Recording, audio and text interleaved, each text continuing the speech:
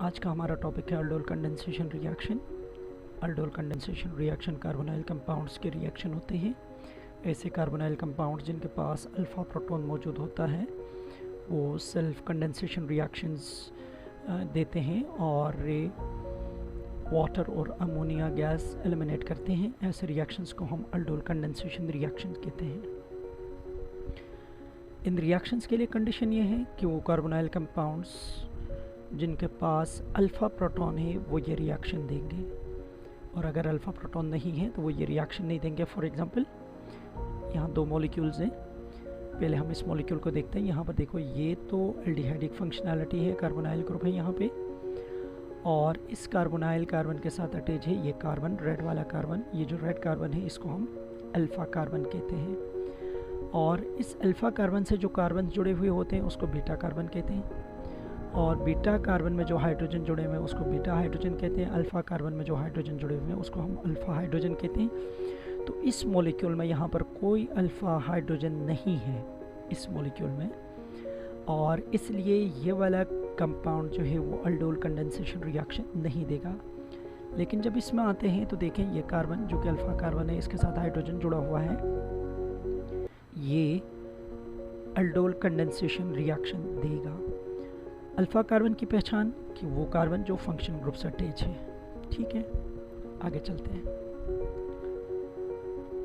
ये देखें, ये दो कार्बोनाइल कंपाउंड्स हैं, इनके पास ये तीन अल्फ़ा प्रोटॉन्स हैं, और ये दोनों कंपाउंड्स आपस में कंडेंस हो जाएंगे, और इनमें से एक कार्बोनाइल जो था वो रिड्यूस होकर अल्कोहल बनाएगा, और दूसरा कार्बोनाइल का जो फंक्शनैलिटी है वो ऐसी की ऐसी रहेगी।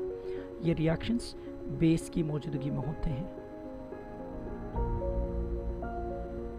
चलें रिएक्शन का मैकेनिज्म देखते हैं। पहले ये पट्टी पढ़ लें। देखें, ये जो रिएक्शन है ये दो स्टेप्स में पूरा होता है। पहला स्टेप में बेस जो है नाइल कंपाउंड से जो अल्फ़ा प्रोटॉन है उसको कैप्चर करता है। यहाँ पर देखो, आपको नज़र आ रहा है बेस है, इसने ये प्रोटॉन कैप्चर किया और इस प्रोटॉन ने इलेक्ट्रॉन दे दिए इस कार्बन को। ठीक है, बेस प्रोटॉन कैप्चर कर रहा है, इलेक्ट्रॉन पेयर जो है वो इस कार्बन के पास आ रहा है, जिसकी वजह से यहाँ पर इस कार्बन पे जहाँ पर इलेक्ट्रॉन आए हैं वो माइनस चार्ज उस पर अपीयर हो गया। ठीक है, पहले स्टेप में हुआ क्या कि बेस ने प्रोटॉन कैप्चर किया और इनोलेट आयन बनाया। अब सेकंड स्टेप में देखो, वही इनोलेट ये वाला इनोलेट आया।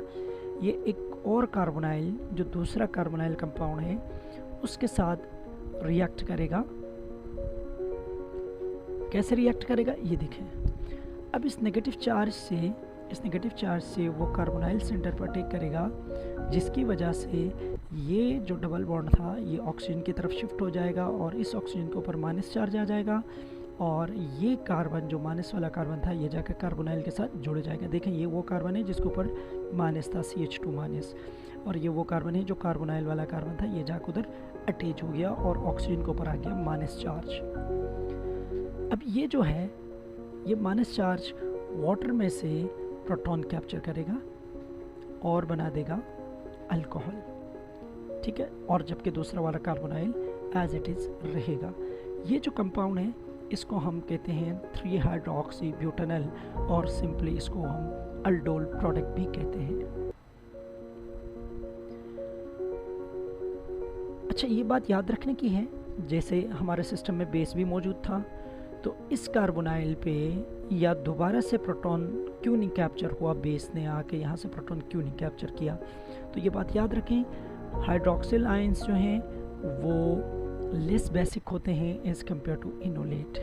इसकी क्या वजह है, कोई बता सकता है कि why OH is weak nucleophile than enolate ion. तो चलें इस पर सोचिएगा, लेकिन मैं भी आपको बता देता हूँ। देखिए, इसकी बहुत बड़ी वजह ये है, इनोलेट आयन में कार्बन के ऊपर चार्ज है और हाइड्रोक्सिल आयन में ऑक्सीजन के ऊपर चार्ज है। ऑक्सीजन का एटॉमिक साइज़ आप देख सकते हैं और कार्बन का एटॉमिक साइज़ आप देख सकते हैं, यानी carbon has a greater atomic size than oxygen. और ये बात आपको पता है कि जब एटॉमिक साइज़ बढ़ता है तो nuclear attraction to the valence electrons कम हो जाती है। तो यहाँ पर इस कार्बन के ऊपर जो माइनस चार्ज है, यानी जो इलेक्ट्रॉन्स इसके पास हैं, उसमें लेस जो न्यूक्लियर अट्रैक्शन है वो है as compare to oxygen. In oxygen का एटॉमिक साइज़ छोटा होने की वजह से इसके जो वैलेंस इलेक्ट्रॉन हैं वो हाई पावर के साथ न्यूक्लियस उसको अट्रैक्ट करता है, जबकि कार्बन एटॉमिक साइज़ बड़ा होने की वजह से इतनी हाई पावर से अट्रैक्ट नहीं कर पाता जितनी ऑक्सीजन उन इलेक्ट्रॉन्स को अट्रैक्ट कर पाता है, जिसकी वजह से कार्बन के ऊपर जो इलेक्ट्रॉन्स हैं वो ईज़िली अवेलेबल हैं, जाकर वो रिएक्शन करने के लिए अवेलेबल हो जाते हैं, आसानी से वो निकल जाते हैं।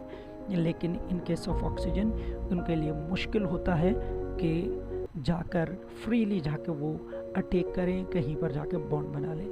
तो इसकी पूरी वजह एटॉमिक साइज़।